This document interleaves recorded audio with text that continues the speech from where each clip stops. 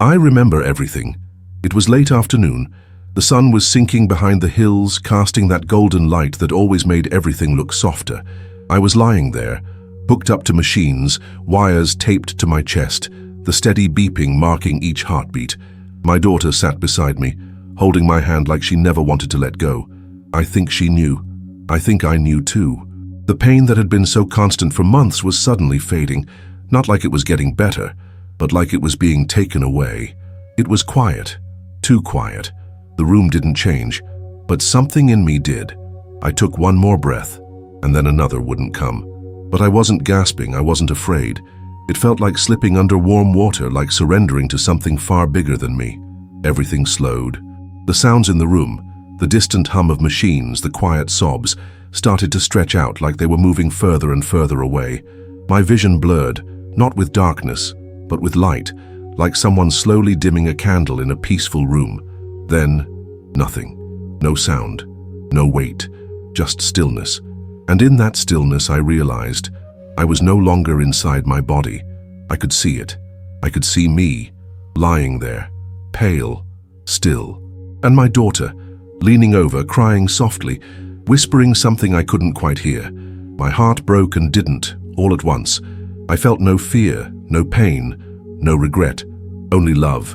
An overwhelming love that made everything else small and far away. It's strange to say this, but I didn't feel dead.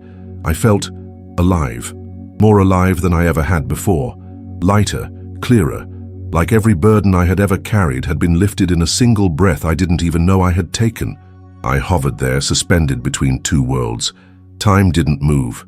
There was no past, no future, just this deep, timeless now. And in that moment, I understood that what we call death isn't an end. It's a passage, a door we all walk through. And somehow, on the other side, there's someone waiting. I started to feel something drawing me, softly at first, like a gentle tug behind my heart. It wasn't a command. It was an invitation, a calling, not with words, but with pure emotion. I wasn't alone. Even in that first minute, I knew I was not alone. As I floated above my body, still watching, still feeling that quiet pull, something like a memory washed over me. But it wasn't mine. It was older than me, deeper, like the memory of where I came from before I ever took my first breath. There was peace, not the kind we chase here, not the kind we bargain for during hard days. This was peace that didn't have to be earned. It just was, like the air I breathed, if I had lungs, like light, if it could wrap itself around a soul. And then, just before I moved toward that invisible doorway, I couldn't see, but somehow felt, I looked back one more time, at my daughter, at the room, at the shell I used to call me. I whispered, though I didn't have a voice, "I'm okay, I'm not gone, I'm still here, I love you." I don't know if she heard me. Maybe she did. Maybe somehow she felt it, because in the very next moment, I let go completely. And what happened next changed everything. If this content touches you in any way, please like, subscribe, and comment to help with engagement and help this video reach more people. Now let's continue the story. The moment I let go, I felt it. It wasn't like falling or flying. It was like being released from something too small to hold me anymore, like finally stretching out after being cramped for far too long. My body, the one I had loved, hated, and lived in for so many years, was still there on the bed, but I wasn't in it. I wasn't it, and I didn't miss it. I could see it so clearly now. My chest no longer rose. My eyes, once full of life, stared into a space they couldn't comprehend. The body was just that, a body, a vehicle, a home I had outgrown, and as strange as it sounds, there was no sadness in leaving it behind, only reverence, gratitude, like saying goodbye to an old friend who had carried me faithfully through storm and sunshine. The room around me hadn't changed, but I had. Everything felt more vivid. The colors seemed richer. The light, though not coming from any lamp or window, was warm and alive, like it carried wisdom. I could sense things I never noticed before. My daughter's heartbreak was like a ripple in the air, the nurse's compassion like a soft glow surrounding them. I could feel love, actual love, as something visible, almost touchable, flowing through the space like waves. I didn't have hands or feet, but I was still me. In fact, I was more me than I had ever been. Every fear, every regret, every bit of shame or insecurity had slipped off like a heavy coat I'd worn for too long. What remained was something pure, weightless, and whole. I could move, but I didn't walk. It was more like I thought about a place or a person, and instantly I was there, not with my body but with my awareness. I hovered above the room for a moment longer, drawn to the people I loved, wanting so badly to comfort them. I tried to reach out, to speak, but I didn't need to. I realized my presence, my love, was already reaching them in ways words never could. Then I felt something shift. It wasn't physical, but it was unmistakable, a subtle pulling, like the tide beneath the surface of the ocean.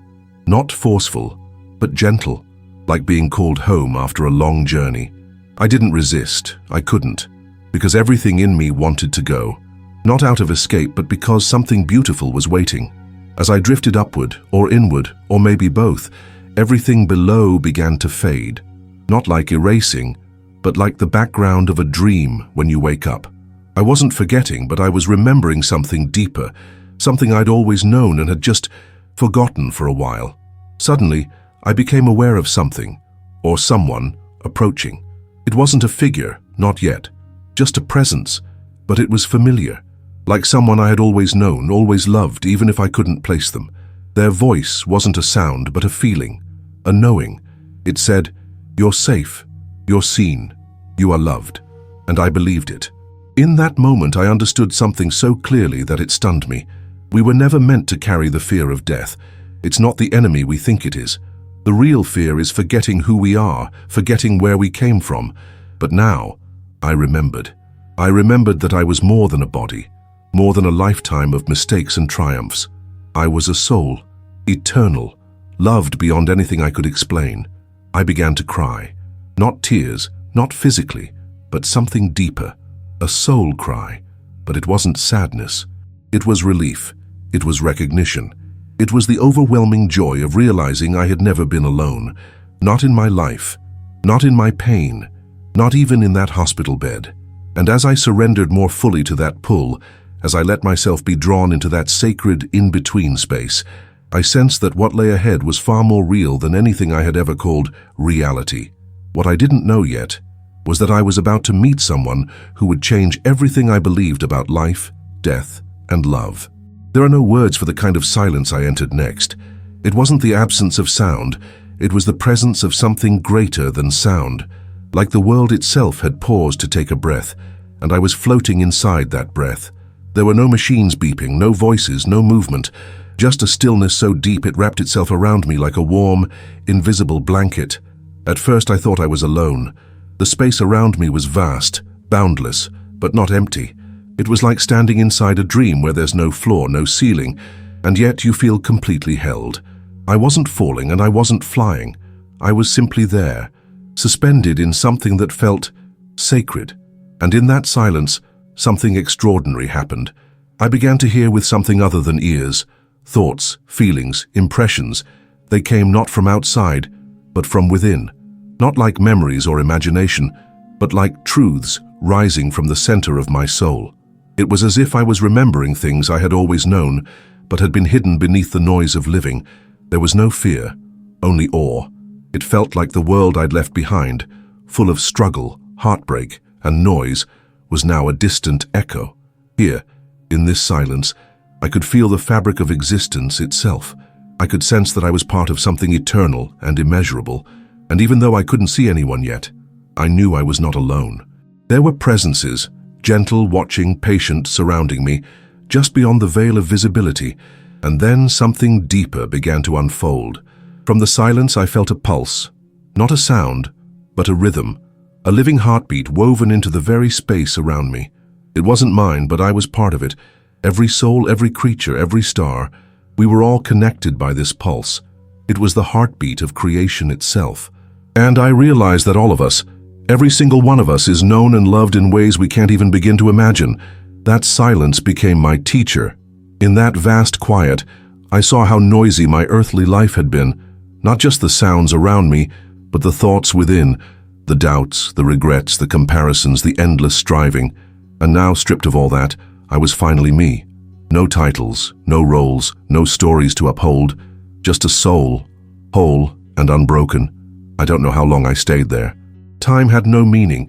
It could have been seconds, it could have been centuries, it didn't matter. What mattered was the truth being whispered to my soul. You are not lost. You were never lost. Then, like a gentle wave rising from within that sacred silence, I felt something shift. A presence was coming closer, not walking, not arriving in the way we understand, but becoming more clear, like something stepping out of a mist. And with that presence came a sense of overwhelming recognition. I still couldn't see a face, but I felt it, I knew them, not from this life necessarily, but from before.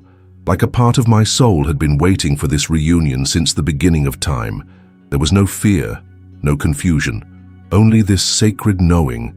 I was about to remember who I truly was. The silence held it all. It wasn't empty. It was full, full of meaning, full of love, full of everything we forget in the rush of our daily lives. And now, in the absence of sound, I could finally hear, not just with my spirit, but with my essence. And what I heard over and over in that holy silence was this: you are safe, you are loved, you are never alone. And then, just beyond the edge of that silence, the light began to rise. The light didn't come all at once. It began as a soft shimmer, like the first light of dawn breaking across a still horizon. Not blinding, not harsh. It felt alive, gentle, radiant, and impossibly familiar. It was as if the silence itself had started to glow. Not outside of me, but through me. At first I didn't know what I was looking at or into. There was no sun, no source I could point to. The light wasn't in front of me or behind me. It was me, and it was everything. It surrounded and filled the space I was in, but also came from within, as though my very being was made of the same essence. It wasn't just illumination, it was presence. And that presence, it knew me. As the light grew stronger, it didn't overwhelm. It embraced. It washed over every part of who I was, reaching into places I had forgotten, places I had hidden. It didn't judge me. It didn't ask me to justify anything. It simply loved me, fully, completely, without condition. I began to weep, but not out of sadness. It was the kind of weeping that comes when a soul is finally seen, finally held. All the years of pretending, pushing, proving, they melted in that light.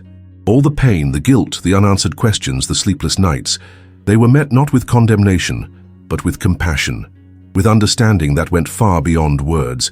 In that light, I remembered something I hadn't known I'd forgotten. I remembered home, not a physical place, not a house or a city, but the true home, the one we carry deep in our spirit, the one we're always trying to return to, whether we know it or not. This light was that home, and I was finally back. And then, something beautiful happened. Shapes began to form within the light. Not figures exactly, but presences. I couldn't see faces in the way we do on earth, but I knew them. Their essence, their love, their familiarity hit me like a wave. I recognized the soul of my grandmother, who had passed when I was a child. I recognized an old friend who had died far too young, and I recognized others, souls who had loved me, guided me, even protected me throughout my life, though I never saw them. They didn't speak, not with words, but their presence said everything. They were happy to see me, not in a superficial way, but with the joy of someone welcoming a long-lost family member. There was no urgency, no rush, just peace, and this deep soul-level reunion that filled me with a joy I never knew existed. One presence stood closer than the others, brighter, warmer, more radiant. And though I still couldn't see a face, I felt the energy of someone ancient and infinite. It wasn't just love, it was love. Pure, unconditional, eternal. And it was directed entirely at me. I felt known in ways I had never allowed myself to be known. Every wound was seen. Every joy was cherished. Every moment of my life, all of it, was understood and embraced in that gaze. That presence began to speak, though not with sound. It told me things I had longed to hear my whole life. You were never alone. Even when you felt abandoned, I was with you. Nothing you've done has made you unworthy of love. You are a part of me and I of you. It wasn't a lecture. It wasn't a religion. It was truth. Truth that resonated so deeply that I wept again, this time from relief, from the sheer beauty of being seen and still being embraced.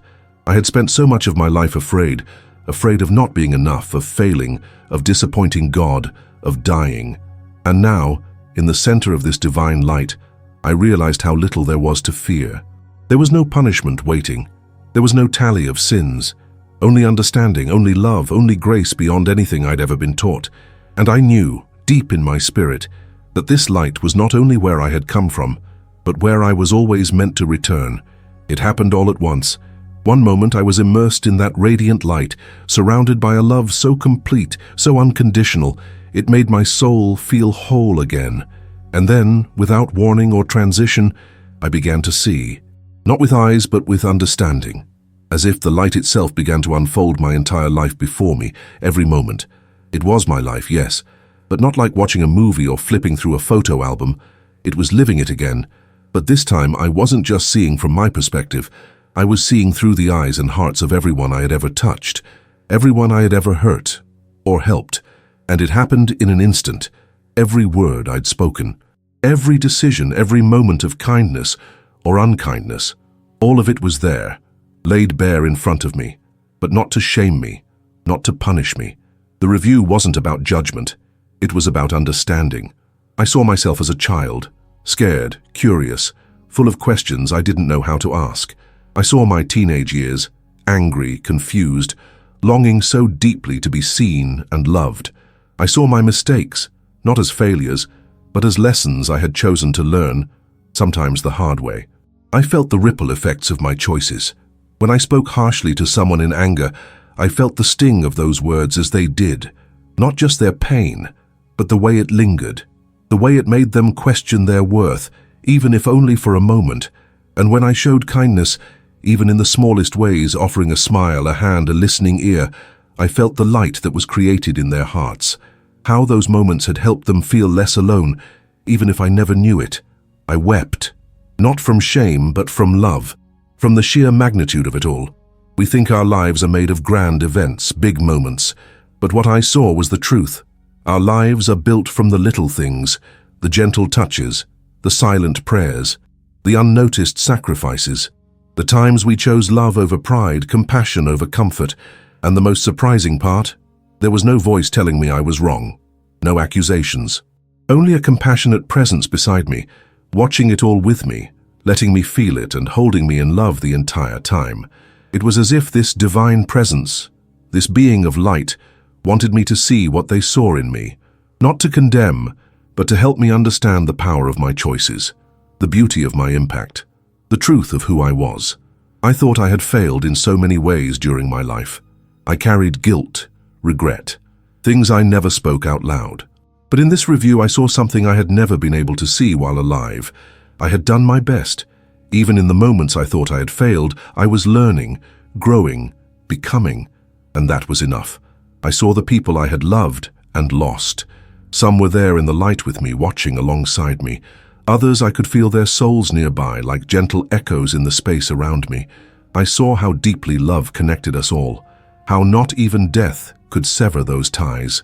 Every "I love you" I had whispered to the stars, every tear I had shed in grief, they were received. They mattered. They still mattered. The review didn't last hours. It didn't need to. Time didn't exist there, like it does here. It was all at once. And yet, I lived every second of it, not just remembering, but feeling. And when it ended, I wasn't left with shame. I was left with grace, and a message that filled my soul. You are more than your worst moments. You are more than your fears. You are a soul in the process of becoming, and you are deeply, eternally loved. As the last images of my life gently faded into the light, I felt a shift again. Something, or someone, was coming closer, a presence even more radiant than the rest. And I knew something sacred was about to happen. As the last echoes of my life review faded into the light, I became aware of a new presence. It was unlike anything I had felt before, not because it was more powerful. Everything in that realm radiated power in its own gentle way, but because it felt personal, specific, intimate, as though it had always been with me, just out of sight, quietly walking every step of my life by my side. And now I could feel it. The presence moved closer, not with steps but with intention. There was no body, no face, but there was identity, familiarity, a deep soul-level knowing that overwhelmed me before a single word was spoken. It wasn't a stranger. It was someone I had always known, beyond this life, beyond this world, and the moment it reached me, I felt it, a love that knew everything about me, and still embraced me without hesitation. I don't know how I knew, but I did. This was my guide. Not a guide I had chosen, but one who had chosen me, from before I was born. This being had been with me through it all, the joys I celebrated, the nights I sobbed alone, the mistakes I regretted in silence, not judging, just being there, holding space, waiting for the day I would remember again. And that day had come. We didn't speak in words. We didn't need to. The communication between us was instantaneous and heart-deep, a full exchange of understanding in a single glance, or whatever it was we were using to see. The guide knew everything I had just relived. They had seen every moment right alongside me, not only in this review, but as it happened, in real time. You were never alone, the guide's presence whispered, not in sound but in truth that landed so deep within me. It felt like a missing piece snapping into place. I began to remember things I had forgotten. Moments in my life when I had felt an unexplained peace, a sudden courage, a whisper that said, "Keep going." I had always assumed it was my own mind, or maybe coincidence, but now I saw it clearly. It had been them, this guide, this guardian, walking with me, protecting me when they could, allowing pain when it was necessary, always loving me. They showed me something then, like a memory, but not one from earth. I saw myself in a place before my birth, a place of learning, of choosing. I saw myself looking at my future life, planning, deciding which challenges to face, which people to love, which lessons to carry.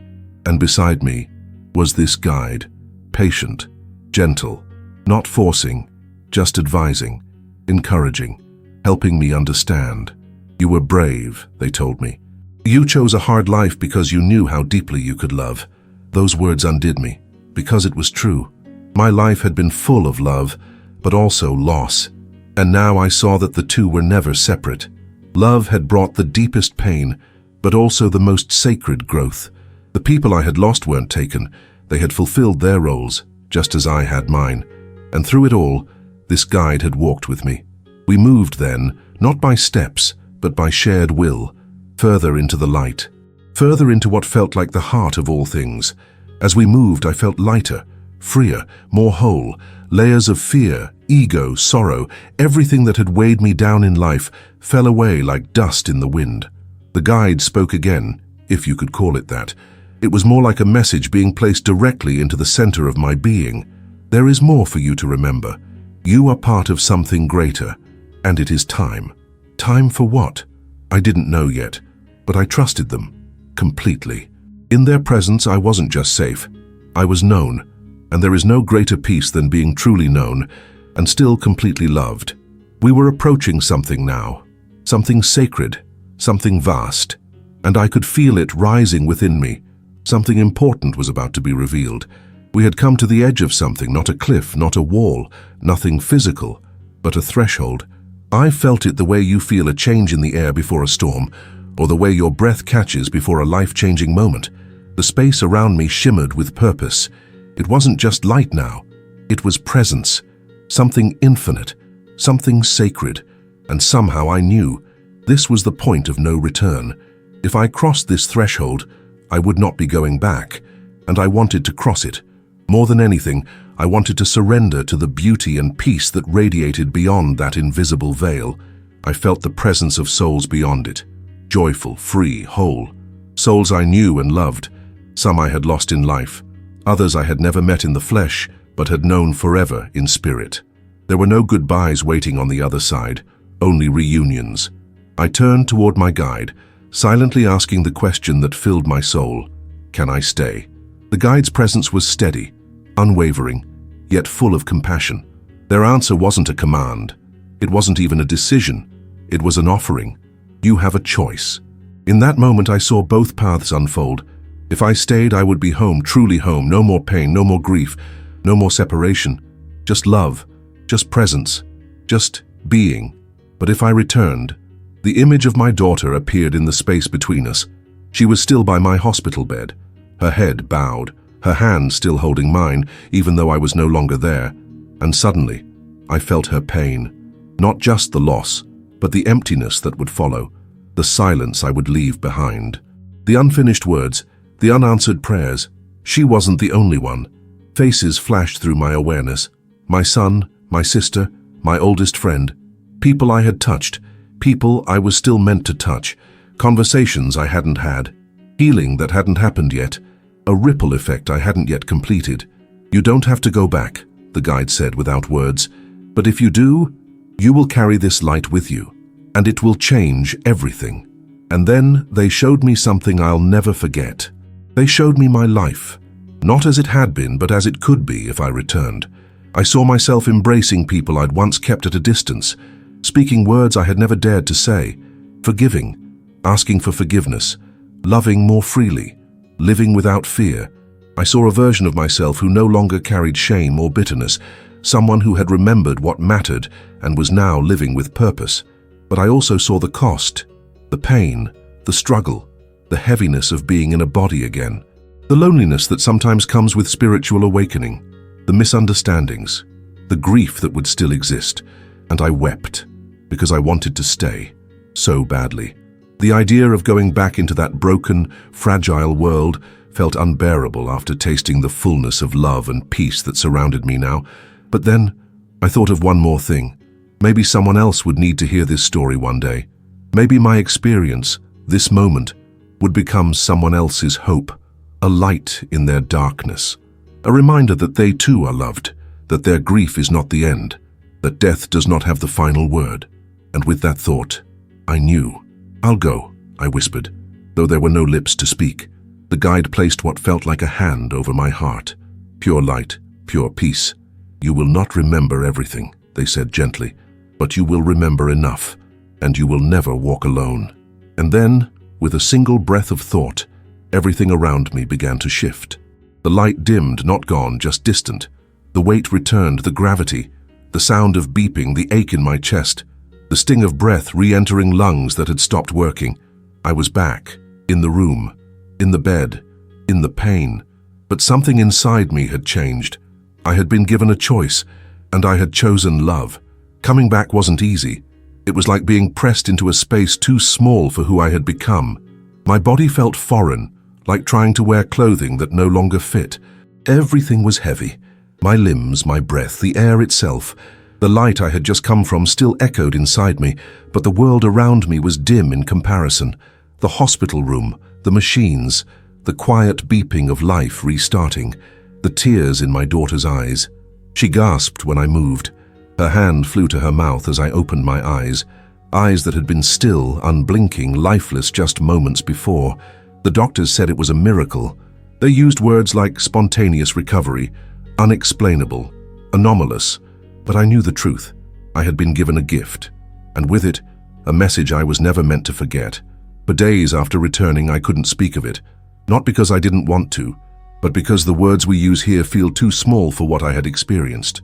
How do you explain timelessness to someone who wears a watch?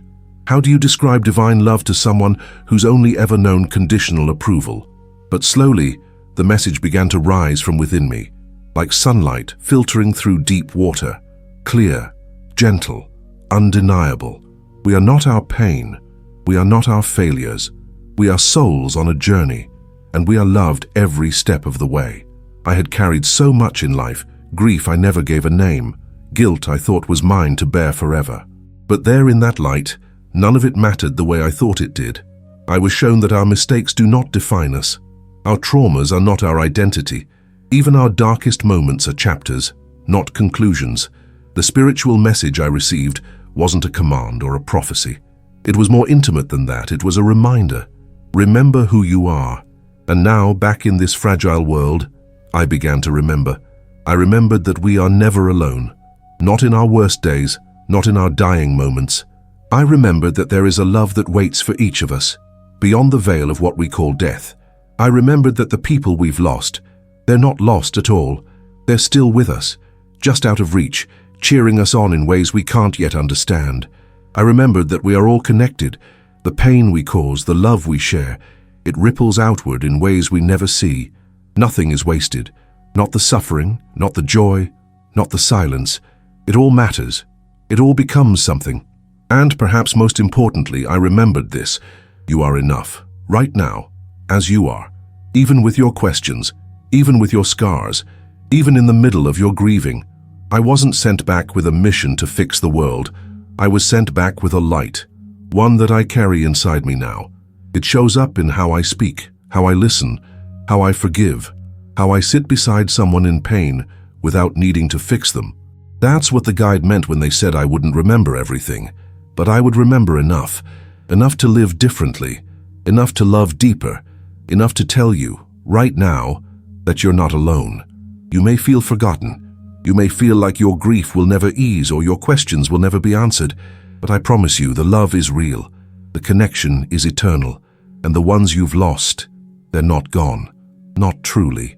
They're closer than you think, watching, loving, waiting for the day when you'll remember too. And in the silence of your own soul, if you listen carefully, you might just hear it. The same message I was given: you are loved, you are safe, you are never alone.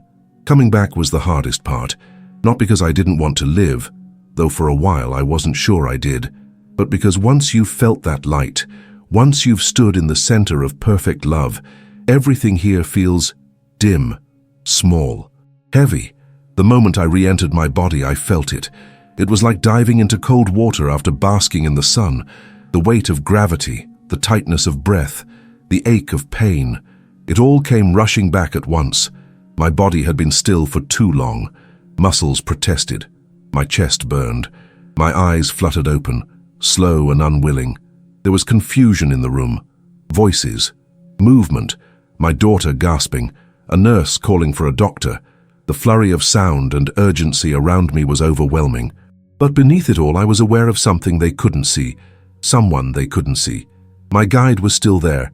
Faint now, like a candle flickering at the edge of a breeze, but present, watching, reassuring. I couldn't hear their voice the way I had before, but I could feel their love anchoring me, like a thread between worlds. And I knew then, this wasn't the end of our connection, just the beginning of a new way of walking together. The days that followed were difficult. Doctors didn't understand how I'd come back. I wasn't supposed to. They said it was spontaneous cardiac recovery, temporary loss of function, unpredictable, but I knew better. I had died, and I had been brought back, not by machines, not by luck, but by choice. A choice I made in a realm of perfect peace, for reasons I barely understood at the time. Lying in that hospital bed, I cried often, not just from physical pain, but from the ache of being back. The colors weren't as vibrant. The air didn't shimmer with love. People looked tired, burdened. I longed to reach out and shake them. Don't you know what's waiting for you? Don't you know how deeply you're loved? But they couldn't see what I had seen. And so I learned to be patient, gentle. I let the light in me settle. I let it take root. Because though the return was painful, there was purpose in it. In the quiet hours of the night, when machines hummed and monitors blinked, I'd close my eyes and go inward.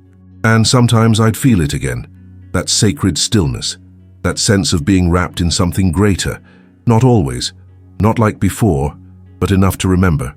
I started to write, at first just for myself, pages and pages of what I had seen, what I had felt, the faces I remembered, the light, the guide, the message. I was afraid to speak it out loud, worried no one would believe me, or worse, that they would mock it. But one night, my daughter found my notebook. She sat beside me, reading quietly as I rested. When she looked up, her eyes were full of tears. "You really saw all this?" she whispered, and I nodded. That moment changed everything, because I realized the return wasn't about me. It was never just for me. It was for her, for you, for anyone who's grieving, questioning, afraid of death. It was for those sitting in hospital rooms wondering if their loved ones felt pain. It was for those crying into pillows, whispering into the dark, "Are you still there? Can you still hear me?" Yes, they hear you, they are still with you, and more than anything, they want you to know there's more than this. The return wasn't easy, but I came back with a gift, a knowing, and it's this: death is not the end, it's a door, and on the other side is more love, more light, and more peace than we can begin to imagine. And that love, it doesn't wait for death, It's here, now, within you. Nothing was ever the same. Not the way I walked through life, not the way I saw people, not even the way I breathed. Everything had shifted. Because once you've touched eternity, once you've stood in the presence of love that deep and perfect, you can't go back to living a small life. The noise of the world no longer distracts me the way it used to. I don't chase things that used to feel so important. Status, validation, control. I see people differently now. I see their pain, their longing, even when they smile. I see the child inside them, the soul behind the eyes. I know now how precious each life is, every single one. I live slower now, more intentionally. I say I love you more often. I forgive faster. I listen without trying to fix. I pause to feel the sunlight on my face or the warmth of a hug. I no longer need everything to make sense. I've made peace with mystery. I trust that what we see is only a tiny thread in a vast, divine tapestry. And I no longer fear death. That fear, the one that haunted me most of my life, is gone. I know now that death is not a punishment. It's not abandonment. It's not an end. It's a return, a homecoming. And the ones we've lost, they're not lost at all. They are simply ahead of us, waiting, watching, still loving us in ways more powerful than ever before. But more than anything, I now know that the light I experienced over there is already inside me here, and inside you. That's the greatest change of all. Because this experience didn't turn me into someone new, it helped me remember who I always was, and who we all are. Eternal souls, deeply loved, walking each other home. A gentle reflection for you.